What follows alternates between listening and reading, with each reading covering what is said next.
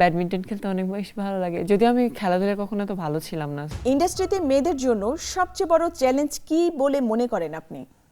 আমি আমার জায়গা থেকে বলবো যে ঠিকভাবে ঠিকঠাক কাজ সিলেক্ট করে নিজেকে এগিয়ে নিয়ে যাওয়া। আমি খুব সুন্দর মানে ভাবে পড়ালেখাটা শেষ করতে চাই। আমি আমাকে নিজেকে ওই জায়গায় দেখতে চাই। অনেক কিছু আছে যেগুলো অনেক চেঞ্জ করা দরকার আমার নিজের মাঝে।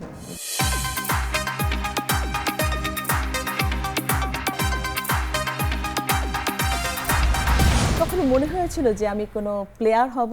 আমার এখন যেমন টেনিস খেলার খুব শখ চাপে, যে এখন আমি টেনিস খেলতে যাই, প্র্যাকটিস করি।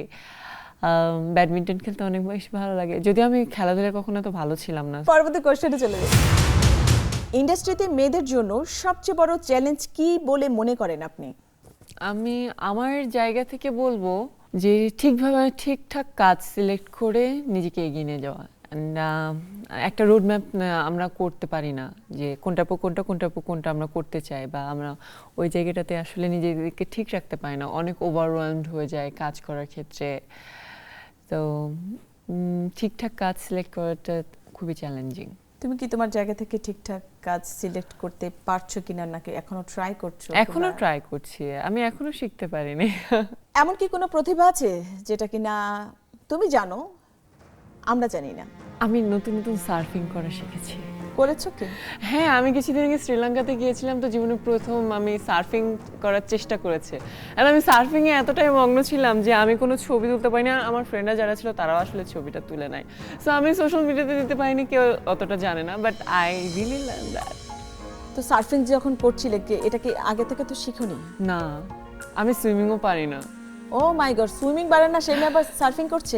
হ্যাঁ, এটা কিন্তু খুবই ভুল ধারণা যে যে সুইমিং পারে না সে সার্ফিং করতে পারে না। শ্রীলঙ্কাতে কয়েকটা বিচ আছে যারা বিগিনার্স লেভেলের সার্ফার, যারা সার্ফিং শিখতে চায় তারা সেখানে করতে পারে। অ্যান্ড এখান থেকে অনেক দূর যাবেন, বাট আপনি ডুববেন না, কারণ ওটা সার্ফিং বিচ, ওখানে ওয়েভ আসে অনেক দূর থেকে। অ্যান্ড ডুবলেও আমি মানে পড়ে গেলেও আমার মাথার উপরে পানি যাবে না।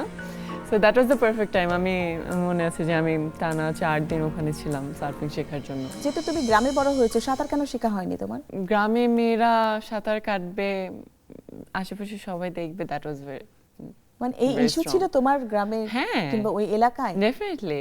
আমরা এই গল্পে থাকবো। আরেকটা প্রশ্ন নিয়ে আসি। আপনার নিজের মধ্যে এমন কোনো খারাপ অভ্যাস আছে কি যেটা পরিবর্তন করা দরকার? হিসাব নাই তো, নিজের মধ্যে এমন কোনো জিনিস আছে যেটা মনে হয় যে আমি পরিবর্তন করবো? অনেক কিছু আছে। অনেক কিছু বলতে, আমি সকালবেলা এভরিডে তাড়াতাড়ি উঠতে চাই ঘুম থেকে, আমি প্রতিদিন জিম করতে চাই, আমি ঠিকঠাক হেলদি খাবার খেতে চাই যেগুলো সবসময় বাদ যায়।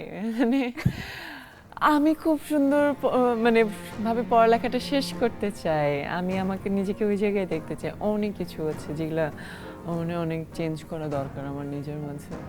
ছবি দেখা হয়, বাংলাদেশি মুভি দেখা হয়? দেখা হয়। কার কার মুভি দেখা হয়? আর রিসেন্টলি যতগুলো মুভি হলে বের হচ্ছে, চাচ্ছি যে সময়টা করে একটু যেন দেখে আসি। তো আমার পছন্দের ওরকম কোনো মানুষ নেই, নায়ক নেই। না, ওটা আমি জিজ্ঞেস করবো না। যাই হোক, উত্তরবঙ্গের মেয়ে তুমি, একটু আমার সাথে একটু কথা বলো যে তোমাদের লোকাল ভাষায়। এমাই কেমন ছিগে, ঈদ কেমন কাটিলো?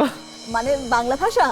হ্যাঁ, এটা আমার শ্বশুর বাড়ি উত্তরবঙ্গে, কিন্তু তারাও তো এভাবে কথা বলার কথা। আরেকটু বলো তুমি, আমি একটু রিকল করি যে ঠিক আছে হয়তো আমার সাথে ওইভাবে বলে না। এমাই কেমন ছিগে, কি করছি, কি ঈদ করো? কেমন কাটিলো গে, হ্যাঁ, বাড়ি যাসনি? তো আজকে আমরা অনুষ্ঠান একেবারে শেষ পর্যায়ে চলে এসেছি। শিলা, খুবই ভালো লাগলো তোমার সাথে গল্প করে। লম্বু একটা মেয়ের সাথে গল্প করলাম।